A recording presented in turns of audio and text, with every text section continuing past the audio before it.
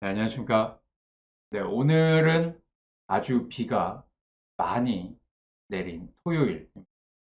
오늘부터는 지난 시간에 미리 말씀드린 것처럼 이 쓸데없는 질문 시리즈를 다시 한번 더 공부해 보도록 하겠습니다. 그 첫 번째 순서로 예수님은 왜 광야로 가셨나 하는 것을 가지고 이 주제를 가지고 공부해 보도록 하겠습니다. 이 이스라엘 민족에게 있어서 이 광야라고 하는 것은 이 믿음의 뿌리입니다. 이 이스라엘 민족이 하나님께 대한 믿음을 배운 곳이 바로 이 광야라고 하는 것입니다. 복음서를 보게 되면은 예수님께서는 세례를 받으시고 이 광야로 가셨습니다. 그 광야라고 하는 것은 아까 앞에서 이 믿음의 학교라고 또 말씀을 드렸는데요. 이 광야에서 예수님께서는 40일을 지내셨습니다. 예수님께서 광야에서 이 40일 동안 계셨다고 하는 이 말씀은 예수님께서도 이스라엘 민족이 가지고 있었던 그 믿음을 이 광야에서 배우셨다라고 할 수가 있는데요. 그 광야로 가셨다라고 하는 그 말씀이 이 마가복음 1장 13절에 나오고 있습니다. 거기에 보면은 예수님께서는 광야에서 40일을 계시면서 이 들짐승과 함께 계셨다라고 말씀을 하시고 천사들이 수종을 들었다라고 이 말씀을 하고 있습니다. 그래서 예수님은 이 이스라엘 선지자들의 전통을 잇는다라고도 할 수가 있는데요. 우리는 이스라엘의 그 구약 선지자들과 예수님이 전혀 다른 존재로 생각을 하지만 이 구약 성경에 나오는 그 내용들을 보면은 이스라엘의 선지자들의 모습이 나오는데 그들도 하나님의 모습을 전하면서 이 백성들로부터 배척을 당하는 그러한 모습들을 볼 수가 있습니다. 심지어 하나님의 말씀을 전하다가 목숨을 잃는 그러한 선지자들도 있었습니다. 그러나 그 구약의 선지자들이 이렇게 그 목숨까지 걸고서 하나님의 말씀을 백성들에게 전했던 것은 이 하나님의 원칙으로부터 벗어난 이 하나님의 원칙에서부터 벗어났다라고 하는 것은 이 죄를 지었다라고 하는 그러한 의미인데요. 바로 이렇게 죄를 지은 그러한 백성들이 이 광야에서 40년 동안 생활하면서 배웠던 그 믿음으로 다시 돌아오기를 바랬기 때문에 선지자들도 이 목숨을 걸고 하나님의 말씀을 전했던 것입니다. 이렇게 목숨까지 걸 수 있었다라고 하는 것은 이 선지자들은 하나님의 그 뜻, 또 하나님의 그 마음을 너무나도 분명하게 그리고 충분히 잘 알고 있었다라고 하는 것을 알 수가 있는 것입니다. 이 예레미야 같은 선지자들은 그 하나님의 말씀을 전하는 고통을 이렇게까지 이야기하는 것을 보게 되는데요. 예레미야 20장 7절로부터 9절의 이 말씀을 보면은 이 하나님께서 나를 권유하셨다라고 이렇게 말씀하고 있죠. 이 하나님으로부터 권유를 받았기 때문에 내가 어쩔 수 없이 내가 이렇게 하나님의 말씀을 전하게 된다라고 하지만 그 하나님의 말씀을 전하면서 내가 종일토록 이 치욕과 모욕거리가 되었다라고 고백을 하고 있습니다. 그러면서 이 치욕과 모욕을 사람들로부터 받게 되니까 이 선지자도 사람인데 별로 하나님의 말씀을 전하고 싶은 생각이 없어질 거 아닙니까? 그렇지만 그러면 내가 하나님의 말씀을 전하지 않아야지 라고 하지만 나의 마음이 불붙는 것 같아서 골수에 사무치는 답답해서 견딜 수가 없다. 이 말씀을 전하지 않고는 견딜 수 없어서 또 할 수 없이 또 가가지고 하나님의 말씀을 전할 수밖에 없다. 이렇게 이 고백을 하는 것을 보게 됩니다. 하나님의 뜻, 하나님의 그 마음을 아는 이런 선지자들은 이 백성들을 향해서 이 하나님의 말씀을 이렇게 전할 수밖에 없었다라고 하는 것입니다. 예수님께서는 바로 이러한 선지자들의 뜻을 이어받으신 분이십니다. 그 선지자들의 뜻은 결국 하나님의 원칙으로 다시 세워지는 것이죠. 이 이스라엘이라고 하는 그 민족, 그리고 그 나라가 하나님의 나라로 다시 세워지는 것입니다. 바로 이 믿음의 근본으로 돌아가는 것을 이 목표로 이 선지자들은 하나님의 말씀을 백성들에게 전했던 것입니다.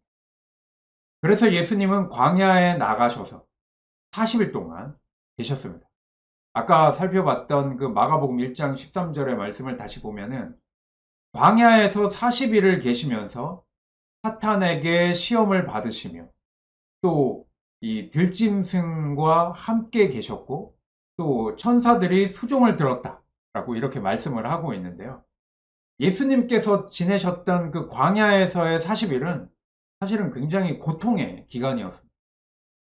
이 광야는 인간이 생존할 수가 없는 장소입니다. 인간의 생존에 필요한 것을 하나도 제공해 주지 않는 곳이 바로 이 광야입니다. 바로 그 광야에서 하나님께서는 이스라엘 백성들을 40년 동안 살게 하셨던 것입니다. 이것만 놓고 봐도 이스라엘 백성들은 믿음이 사실은 없을래야 없을 수가 없는데 믿음이 금방 이렇게 사라지는 것은 좀 이해가 안 되긴 안 되는데 사람이라는 게 그런 것 같습니다. 이 광야에서 배운 믿음이라고 하는 것은 이래서 대단한 것인데 그 대단한 것을 쉽게 까먹게 되는 인간의 본성도 참 대단하다고 해야 될지 잘 모르겠네요. 네. 이렇게 인간의 본성이 마지막까지 이 포기하기 힘든 것이 바로 이 생존 의지라고 이야기를 합니다. 아까도 말씀드렸지만 광야는 그 생존할 수 있는 조건이 하나도 없는 곳입니다. 다시 말하면 죽음의 장소라고 하는 것이죠. 그런 곳에서 인간의 생존 의지마저 포기하면서 믿음을 배웠던 백성들이고 또 그 믿음을 배웠던 예수님이라고 하는 것입니다. 광야에서 아무것도 먹지 않는 것만으로도 사탄의 유혹이라고 할 수가 있는 것입니다. 그 생존 의지를 자극하는 그러한 상황 가운데 그렇게 극심한 고통 가운데 아주 작은 것도 유혹이 될 수밖에 없는 것이겠죠. 마가복음은 바로 이것을 예수님께서 40일을 광야에서 계시면서 사탄에게 시험을 받으셨고 또 들짐승과 함께 계셨다 이렇게 말씀을 하고 있는 것입니다. 예수님께서 광야에 40일 동안 혼자 계셔야 하니까 뭐 심심할까봐 들짐승들이 함께 있었던 것일까요? 그것은 아닙니다. 그래서 우리가 이런 것들을 좀 이해해 보기 위해서 생각해야 될 것이 바로 성전은 경전이다 라고 하는 이 설명입니다. 경전은 이 종교의 교리를 기록한 책입니다. 그리고 이 교리라고 하는 것은 그 각 종교가 이 진리라고 규정한 이 신앙의 체계라고 할 수가 있습니다.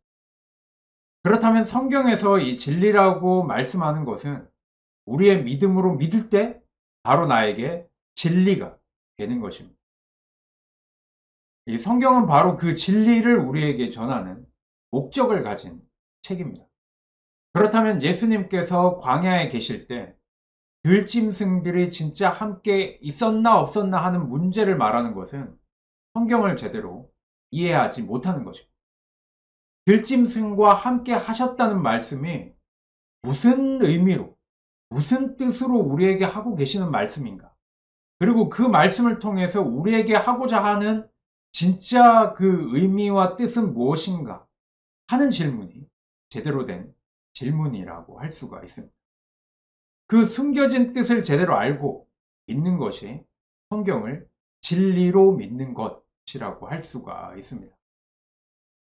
이 마가복음 1장 13절의 말씀을 제대로 이해하기 위해서 먼저 마가복음을 기록한 언어인 헬라어는 어떻게 기록을 하고 있는지 살펴봐야 하겠습니다. 이 짐승들과 함께 계셨다라고 하는 그 문장에서 계셨다라고 이 번역한 헬라어는 이 에이미라고 하는 헬라어인데요. 에이미는 이 동사인데 이 미완료로 기록이 되어 있습니다. 그리고 또 그 뒤에 있는 문장 천사들이 수종을 들었다 라고 하는 그 문장에서 수종 들다 라고 번역한 그 단어는 헬라어로 디아코네오 라고 하는 단어입니다. 이 디아코네오라고 하는 이 동사도 미완료입니다. 이 미완료라고 하는 것은 이 과거에서부터 현재까지 완료되지 않은 것을 말하고 있습니다. 따라서 예수님의 광야 생활, 또 사탄의 시험, 짐승들과 함께 계셨고 또 천사들의 수종을 받았다 라고 하는 것이 이례적인 사건, 즉 과거에만 머물러 있는 어떤 그러한 사건이 아니라 현재까지 아직 완료되지 않은 사건이다 라고 이야기할 수가 있다 라고 하는 것입니다. 이렇게 본다면 예수님께서 광야에서 지내셨던 것은 적어도 예수님 생애 전체에 계속해서 진행되고 아니면 반복되는 그러한 사건이라고 할 수가 있습니다. 그런 의도를, 그러한 뜻을 우리에게 전해주기 위해서 성경은 이 문장을 미완료 동사로 이렇게 이 문장을 사용하고 있는 것을 보게 됩니다. 그렇다면 예수님 생애 전체가 광야의 생활과 같은 상황이었다라고 할 수 있고, 또 그 속에서 들짐승과 같은 존재, 또 천사와 같은 존재가 예수님과 계속해서 함께하고 있었음을 이 말씀을 하고 있는 것입니다. 그렇다면 광야의 생활, 그리고 그 들짐승과 같은 존재, 또 천사와 같은 그 존재들로 예수님과 함께하는 그들은 어떤 존재들이었는가? 또 예수님 생애 전체를 광야의 생활로, 그리고 그 들짐승과 천사들과 함께 존재하는 것은 어떤 것을 우리에게 말씀해 주고자 하는 것인가 하는 것에 대해서 다음 시간에 계속해서 공부해 보도록 하겠습니다. 자, 여름이 시작될 때는 이 마른 장마라고 해서 비가 오지 않다가 이렇게 여름이 끝나는 시기에 이렇게 비가 많이 내리고 있는데요. 계절이 변하는 이런 환절기, 또 코로나 시대에 계속해서 건강 잘 유의하시고 다음 시간에 뵙도록 하겠습니다. 자, 그럼에도 불구하고 행복하시고 오늘도 들어주셔서 감사합니다. 감사합니다.